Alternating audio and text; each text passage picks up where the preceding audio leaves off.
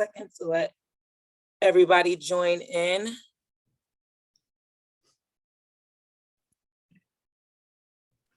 Sweet. Thank you guys so much for coming in today.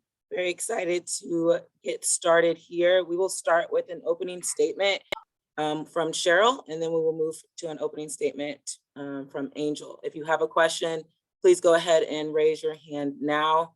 And if you would like recording access, go ahead and write that in the chat. But we will be recording this and we'll send it out after this is finished. Okay, we will start with Coach. Go ahead, Cheryl.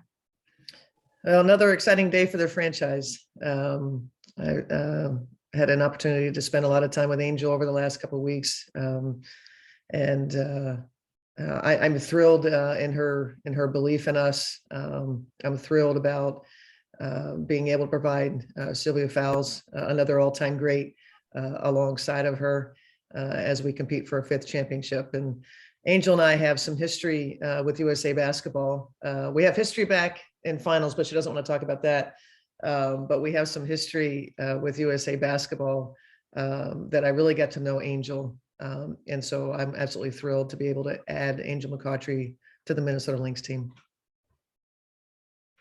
Yeah, I would say I'm very excited to be here. You know, I know it's, tough for people to kind of believe in you again after being injured and at the age that I am at. So, I'm just grateful that Cheryl can see through that and she still sees that I have a lot of competitive left in me. Not only that, I'm grateful to be a part of the community of Minnesota. I've watched it over a long period of time over the years, and probably one of the best facilities I've seen in the league, best fan base.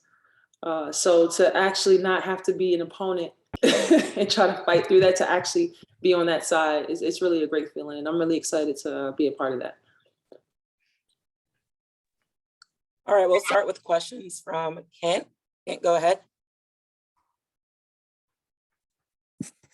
Yeah, Angel, you talked about having kind of seen the Lynx organization from afar through the years. I know you played against them twice in the finals. I mean, I know that a lot of the faces have changed since back in 2013, but what has your impression of this franchise been through the years? Oh, top of the line, very prestigious. The history speaks for itself, but it's still there. It's still active and it's still living on today. And Sylvia is a part of that. Coach is a part of that. They understand what it takes to be a champion. I've been to the big dance a couple of times, but haven't really completed the task, and they've done that. So to be a part of what they've done, I think we have a good chance to try to get back and add all of our experiences together and really try to get Sylvia one before she retires. Okay, we'll go to Jace and then Howard. Jace, go ahead. Yeah, Angel, when you're looking at possible destinations this offseason, what were the priorities? And was, contending for a championship? I'm assuming that was probably up there pretty high.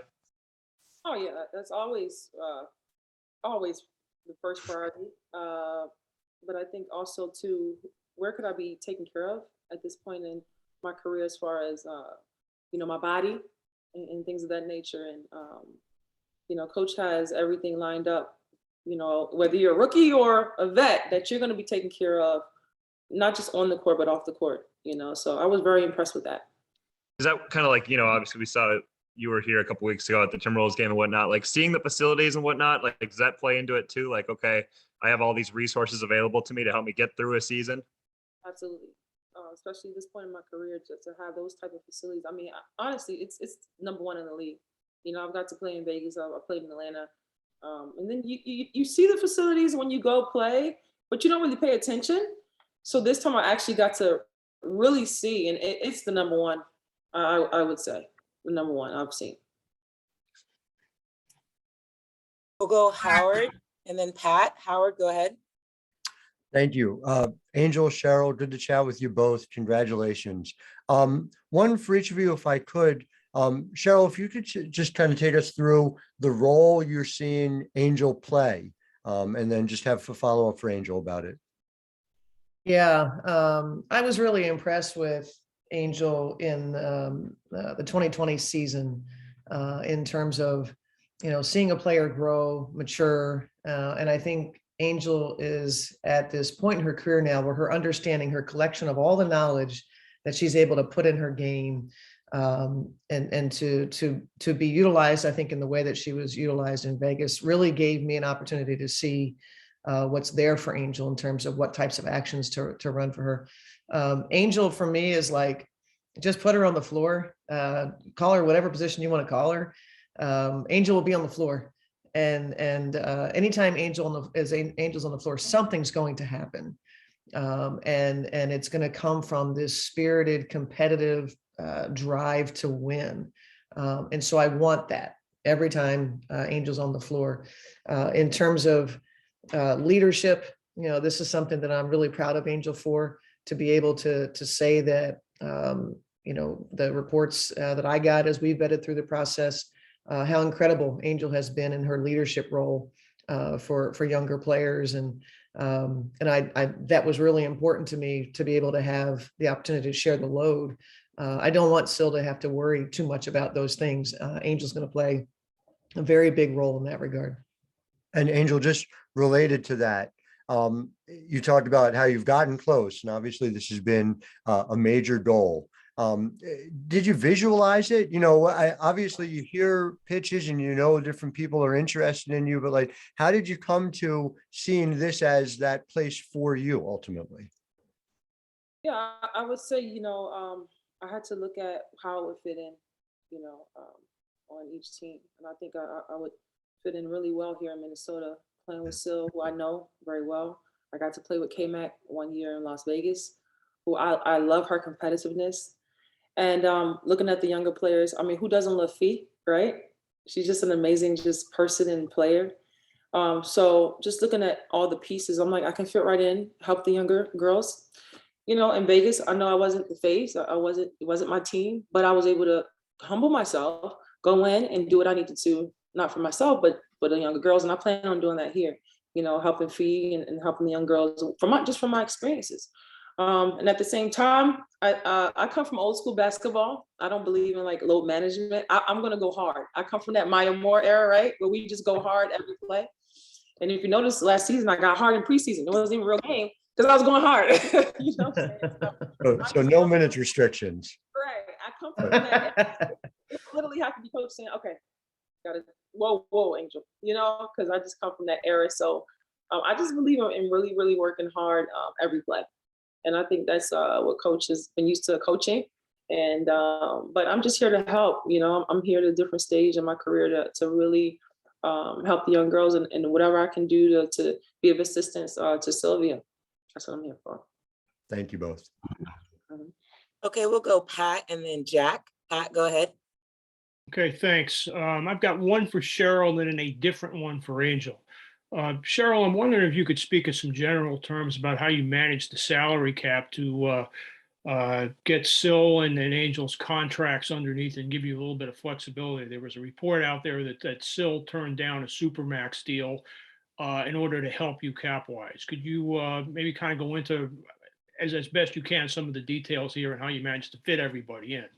Yeah, I just think, generally speaking, in this cap age, or maybe in any cap world, because when you have more money, you'll spend more money. So you're always going to have these issues where you're trying to put together a team that has a lot of good players on them. You don't ever want to be a team that, focuses on having just one great one or two great ones. You want to be able to, you've seen in this league that 7 good players is really helpful. And I think that Sil's never made the Supermax since the new CBA. She spent 2 years on a team-friendly deal on the old CBA.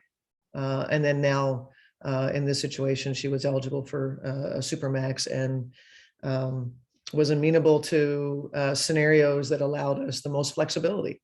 And frankly, Angel, had to, sort of kind of go, okay, maybe I see my value as more, but understanding in this where we are and being a part of a championship team might mean that you have to make sacrifices. So I think that happens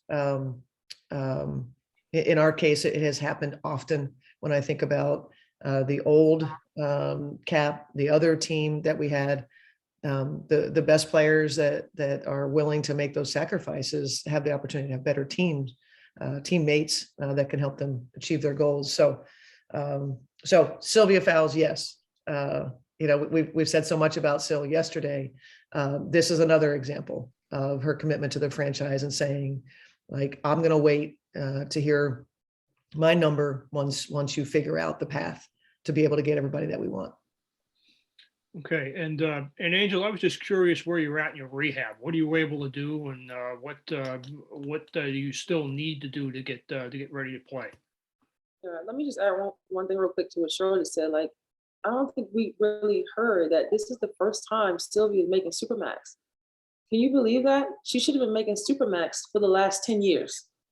You know what I'm saying? So that just goes to show you what kind of players you have in this league and how the sacrifices that they've made to when really Sylvia should be going out with $1 million contract, if you want me to be honest. So I just want that is her economic value, that actually statistically value. So yeah. I just want to commend her on that part. Yeah. And then as far as your question with my rehab, everything's going well. I've been trying to get up and down, play some pickup to get my body ready for USA basketball that's coming up this week. And I'm feeling good. Do I know I can probably be better? Yeah, it's going to get there because I'm only 8.5 months out. And this is a 9 to 12 month injury. And really, they really want you back at that whole year. It takes a year. But I'm ahead on a lot of things. I worked really hard. I just want to see where I am. I'm going to use USA basketball to see how do I look against girls who are 100% and a little bit younger. So if I'm here and they're here, okay, I'm working on it to get up here. I know what I need to work on. So I'm really excited to go to see where I'm at and what else I need to work on. And that's just kind of where I am.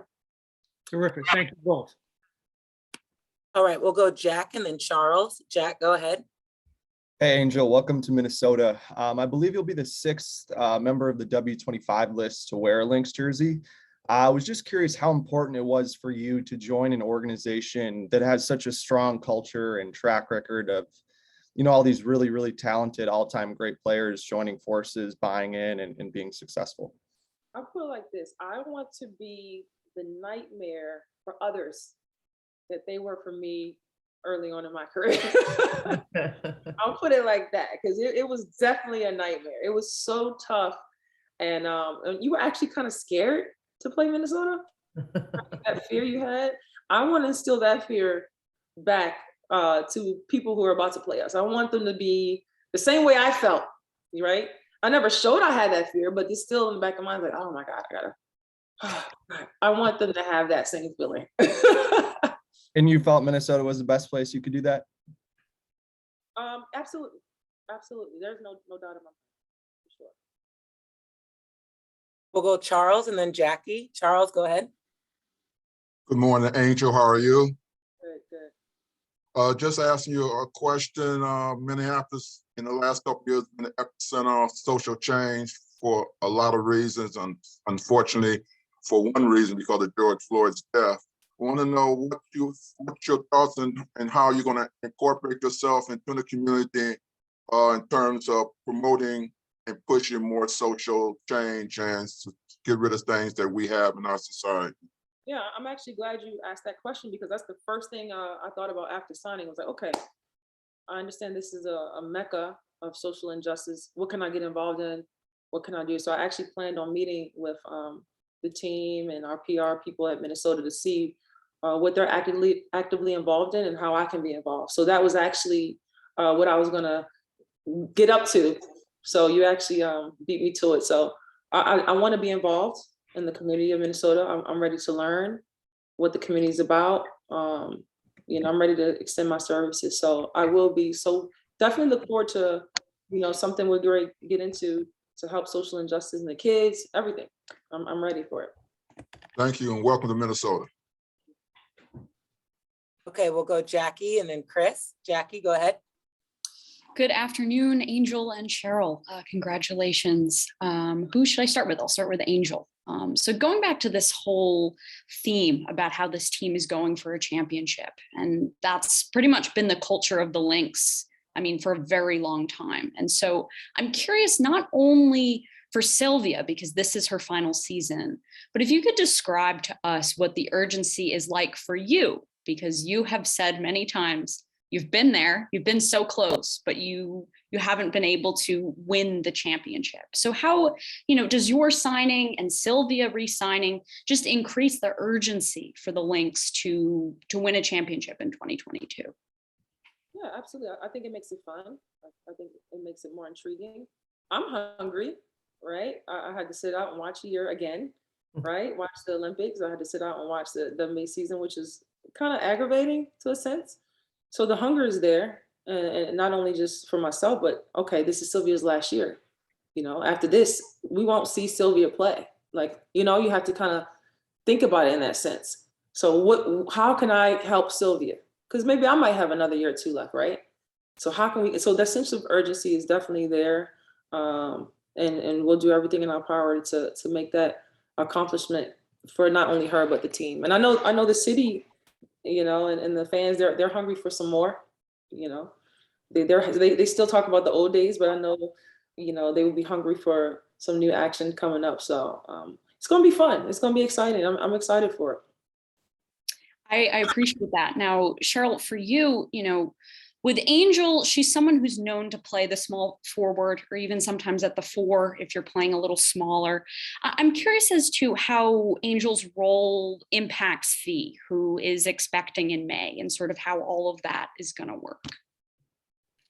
I don't see there being any impact on Fee, to be honest with you, in 2022. Okay. Also for you, Cheryl, the W announced this morning that there is a $75 million investment going into the league. I'm just curious, based on what you know about that and all of the people that are taking in part, what your reaction to it is and what you think all of that means. Well, just really happy for Kathy Engelbert and her team to get this completed. It's been, as I think some people have written about, this has been a priority of Kathy's to sort of increase the valuation of our teams, to move this thing forward economically. And so this is a massive feather in the cap, if you will, of her leadership. And it's an important step. It's obvious that people want to invest in women's sports. There's so much more out there to be done. Less than 5% of the media coverage, less than 1% of the global marketing dollar, and yet look at us. So this is a buy low situation, and when you invest now, the return on that investment is going to be enormous, just like it was in the other sports leagues that we've seen through the years. Thank you. I appreciate that. Congratulations to you Thanks, both. Zach. Okay, we'll go Chris and then Lucas. Chris, go ahead. Angel, welcome to town. Welcome to the team. Cheryl, good to talk to you. I want to talk to Cheryl. Cheryl, I know Angel's reputation as a player. I have heard players say that she is not a lot of fun to play against. There's some time in the tub after you go in a game against Angel. Is that something maybe you felt the team needed? You've obviously got some skill, but did maybe the team need a little grit with what you saw last year? No question about it.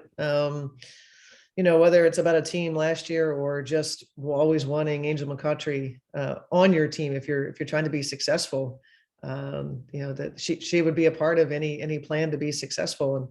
And you mentioned playing against Angel. I can, as I sit here and I think about our X's and O's and what we're going to do and what our identity is going to be, I remember having to scheme for Angel, and it wasn't fun. In terms of being able to, where's Angel? How can I make an entry pass? Where is she coming from? We had to coach that up quite a bit in our preparation to play against Angel. And we saw it with the national team in Rio, and just her ability to impact both ends with, she has a knack, probably the greatest all time in terms of her reads defensively, again, her passion, her will to win the possession. That's what makes the great ones great. That's what makes them Olympians, is that they focus on winning possessions. And there's no stop, there's no quit. it's a relentlessness. And so, yeah, that's, if you want to be successful, you have to have that. Angel is a highly successful, no matter what analytic metric you look at, she's been highly successful. So adding Angel McCoughtry to your team, at whatever percent Angel is really a positive to the overall, the scheme. So I'm super excited, and as I'll get my first time with Angel on the court since we've been together. I was an assistant coach for all those years, and now I get a chance to be with Angel on the court in the coming days. I'm really excited about that. Angel, you said you used to hate to play Minnesota, but like I said, I heard players saying they used to hate playing against you. Do you wear that as a badge of honor, hearing that, and then with everything that Cheryl just said? Yeah, absolutely. It's an honor to hear that, and it just shows that the hard work has paid off over the years. So actually, I take it as a compliment. Yeah. Thanks. Looking forward to meeting you in person. Thank you. Looking forward. All right, we'll go Lucas and then Eric. Lucas, go ahead. Morning. I've got one question for each of you. I'll start with Angel. So kind of 2 of the last 3 years, you've suffered pretty significant knee injuries. What have you learned, maybe about yourself or about your body, about your game, whatever, by going through those 2 injuries and the rehab process and all that? Yeah, I would say from the first injury was contact, right? So I had never really been injured before. So I always thought in my head, okay, it was contact.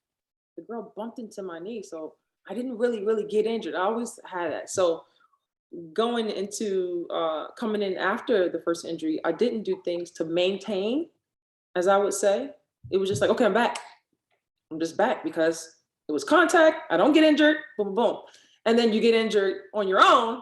You get humbled, and it's like, okay, I have to actually do things to maintain after injury. You're not invincible. You're getting older. Maintain yourself. So I think that's the difference now, is that I'm doing things. I stretch more. I do yoga. I have different things to keep my body going. So I think now I'll be okay in knowing how to maintain from here on out. If that makes sense. Yeah, thank you. And then for Cheryl, I kind of want to follow up on Pat's question from earlier. Even with, Sil and Angel maybe taking a little bit of a cut to make things more flexible, things are still going to be a little tight cap wise, particularly if you re-sign a point guard. How active are you in discussions around, trades or whatever to open up more space to make things more amenable?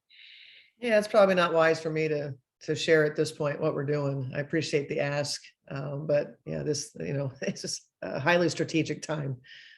Certainly not going to put anything out there. Mm-hmm. Thank you. You're welcome. Okay, we'll go Eric and then Salone. Eric, go ahead. Good afternoon. Can everybody hear me?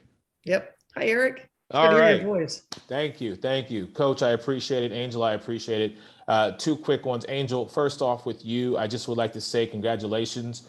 I know you have several awards that you were honored with, the Women in Leadership Award, the Outstanding Georgia Citizen Award, and the Honorary Big Sister. So congratulations on that. My question to you, Angel, is, with the adversity that you faced over the last several years, what's been a key takeaway for you that has maybe given you more motivation to be successful this season? I would say just watching. That gives you a lot of motivation. Seeing what you're missing out on, seeing like, man, maybe if I was in that last game, we would go to the finals with Vegas. Little things like that. Those are motivating, So I'm just tired of watching, and I'm ready to actually get out there. But I'm definitely totally motivated. My mind is fresh. My body's rested. I'm just ready to get out. Awesome. And then, Coach, I wanted to ask you, now that you have all this ammunition in your chamber right now, what does the league do? They expand not only the regular season, but also the postseason. Can you give me your thoughts on that? And, knowing that your team is always in contention year in and year out to make a run for that championship, but is there an extra emphasis given that this is Sylvia's last dance, swan song, final season? Yeah, I don't know if we could escape that. I mean, I think that I have felt a responsibility since the 2018 season when we had a discussion with Sil as the band broke up, if you will. And, there was some uncertainty going forward, I think, that would be natural for a player of her stature to kind of go, what's best for me right now. And so, we sat down, had conversations with our ownership, had conversations with Sil, and we said, no, we're not gonna, I'm not the coach for the rebuild. No, we're not doing this. Let's go be really strategic in our ability to put together a team that can remain competitive, and Sil would be at the heart of it. And so I think through those couple of years, everything that we've done, I mean, Nafisa Collier in the draft was really helpful, has helped keep us, like you said, in contention. And then now, I'd say last year's free agency certainly indicated our commitment to Sil. We felt like coming out of the bubble that we needed a better perimeter that could compete with the other perimeter players in the league. Obviously, we have the best center in the league. And so, I think one by one, we've gotten pieces for Sil, and then this is kind of the last piece, the last part of this for Sil. So it's been a part of the plan, but certainly I understand the comments around the sense of urgency, but it's been something that Sil has believed in and has been a part of. Every transaction we've made, Sil's been a part of it. Every conversation in the selection of the people, and like I was just telling somebody recently, she's got general manager experience at this point. So, but yeah, I mean, it's we want it for Sil. I want Sil to win her last game that she ever played in. That would give us all great joy. Awesome. Thank you both. You're welcome. Okay, we'll go Salone and then Christoph. Salone, go ahead. Hi, Angel. Welcome to the Twin Cities. I had two questions. The first one I wanted to ask was about your experience with Cheryl. And even though she was an assistant, was there any moment or any interaction with USA Basketball where you thought, I could really see myself playing under her, or you can see that kind of connection building, or that she would be a coach that you would enjoy playing under? Yeah, I think every player could see themselves playing under Cheryl. I remember my first injury. I came back to the first USA Basketball training camp in Louisville, and I was so nervous. And I remember the trainer kept saying, "Well, you're kind of limping. I don't know, what you're gonna do." But Cheryl came to me and said, "She's like, don't worry about it. You have a will about you." And that just changed. I don't even know if Cheryl even remembers saying that, but that changed my whole dynamic. She just took my confidence from here to here just by saying that, and went out and played and had a great time and did well. So those are the things that she does for you that you don't, she doesn't even realize. You know what I mean? So just that moment showed me like, wow, she is one of the best coaches that we have in our game today, and we need more of her, for sure.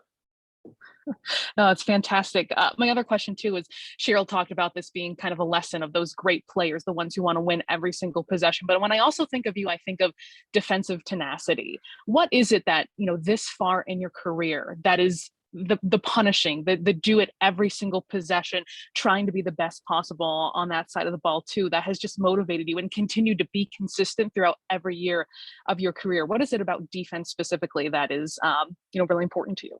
When I was a kid playing, I remember someone saying the ball is like gold. You want to go grab the gold. I always kept that with me. Like, I want it. I want the ball. I want to get the ball somehow. And that kind of carried into being an older player, just wanting it, and wherever it is, I just gotta go try to find it. So that's kind of how I play my game. Now I add a little bit more wisdom with that now. Yep. But that's still there. It's still there. Thank you, Angel. Okay, we'll go Christos and then Corbett. Hello, both of you. Angel, one question for you. What makes this team so attractive for you? I really believe, number one, the players, who's on the team makes it very attractive. I think from player 1 to 12, it's an amazing team. And then you look at the facilities, the fan base, because keep in mind, I haven't played in front of fans. Was it been 3 or 4 years? I haven't played in front of fans. I am itching to play in front of fans. You got to think, 2019 hurt, 2020 bubble this year out. I'm playing for the fans. I want to be in front of the screaming, and this has the best fan base by far. So, all of those things combined just create the decision. Like, this is going to be an amazing experience, and an amazing time.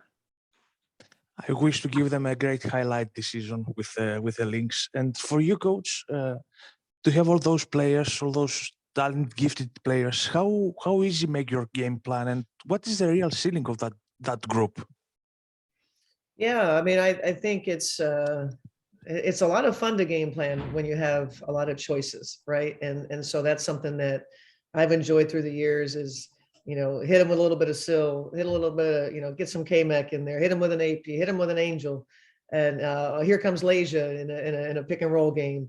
Like the balance is just difficult to beat. And I think that's something maybe Angel talked about with our teams of the past that, you just didn't know who was going to burn you, but you have multiple people with the ability to do something. So from a coaching standpoint, it's a lot of fun. And ultimately it's I think the players' motivation to do well together that I enjoy. That's what I want to shape right away from day one.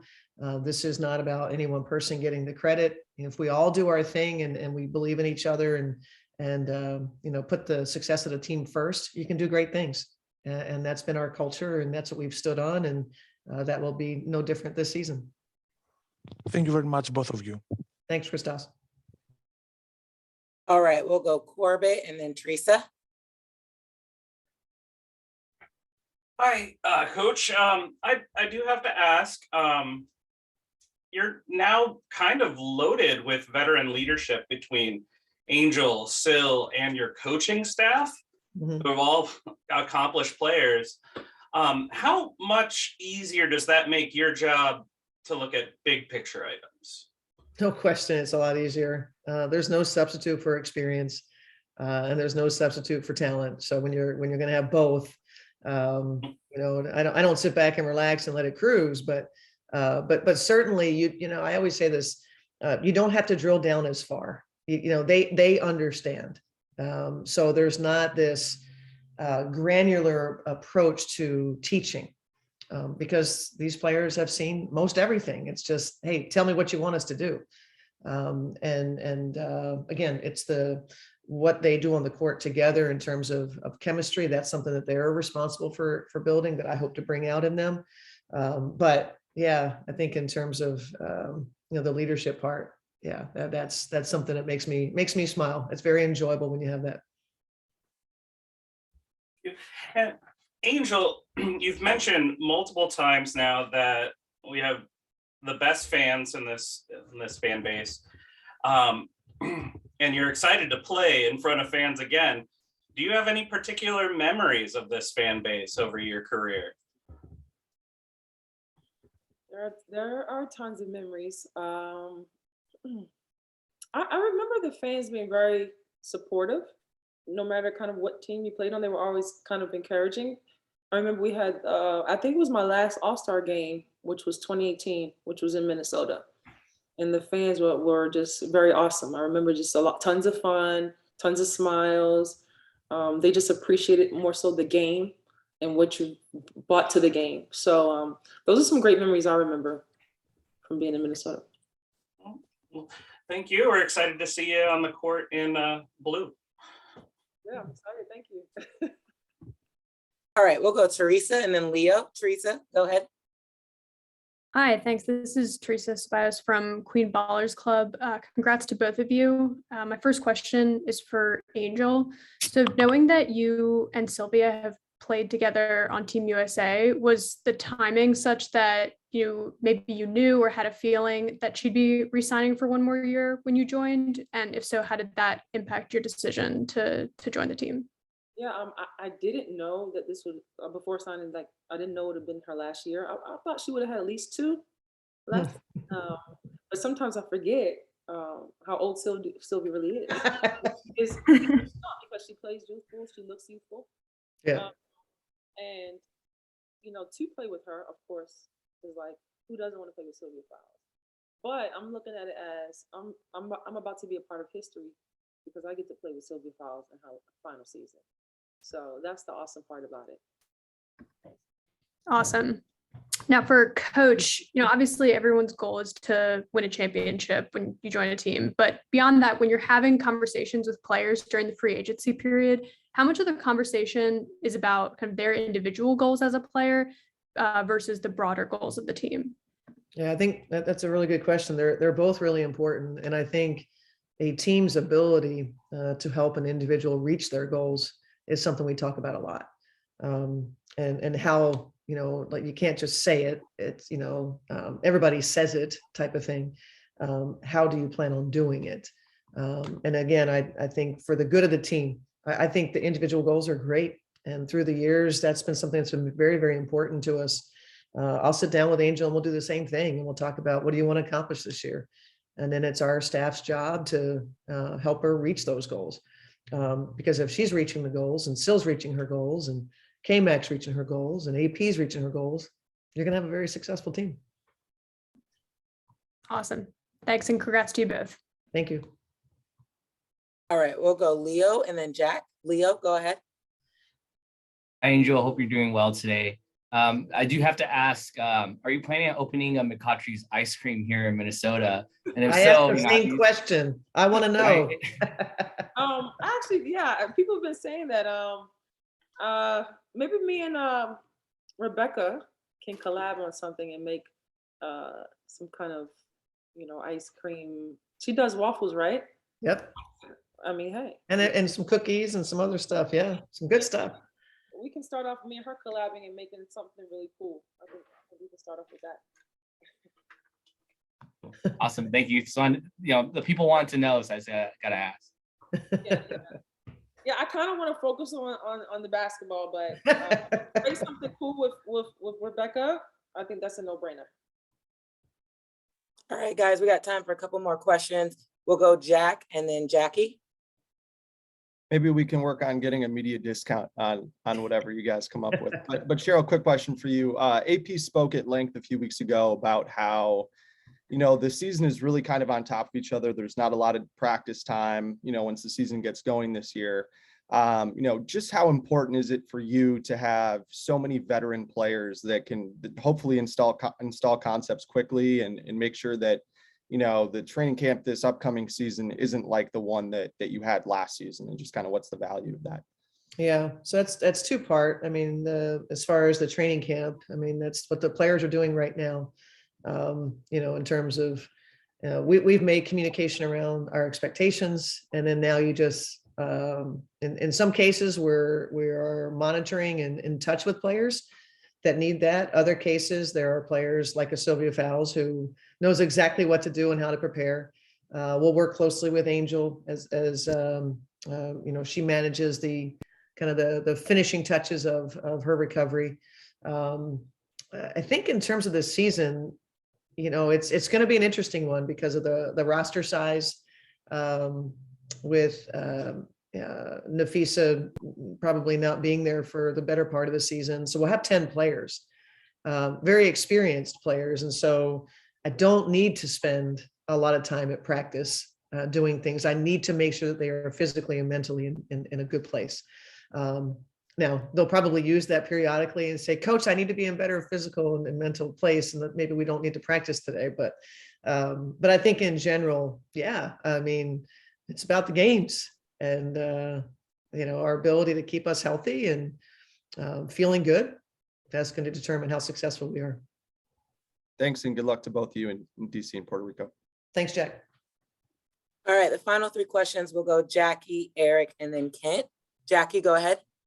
Great. Yes. Hi, Cheryl. Just another one, just because we have you, and there's like a lot of women's basketball stuff going on right now, and so it's great, but it's overwhelming. And I know this has been a very busy month, but I'm curious if you have some thoughts on Athletes Unlimited now that it has started and it is sort of finding its way in the women's basketball calendar. And I'm curious as to how you foresee it to impact the W moving forward. I mean, there's been a training camp contract signed because of AU. Yeah.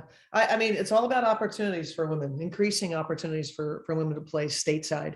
I think we're all excited about that, to be able to have a choice. If I want to go overseas and play, I can. If I want to play stateside, I can do that. And this is just the beginning for Athletes Unlimited. I'm super excited for Eileen Hauser, who kind of got this thing up and running. And, you know, the commitment that's been made to that league, I think has been impressive. I think their vision and what they've gotten off the ground so quickly, and their presentation of the product, the fact that it's you can watch it on TV, very impressive how they quickly have gotten it to this space.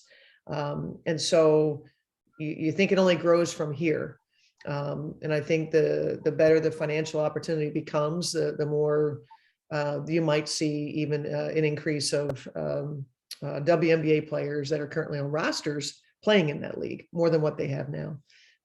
So I think it's great. It's all about opportunity, and this is what we need to see. And I think a little competition is always good. And Angel, I saw you sort of, nodding along with that. I mean, what are your thoughts on the league and sort of how it sort of fits in?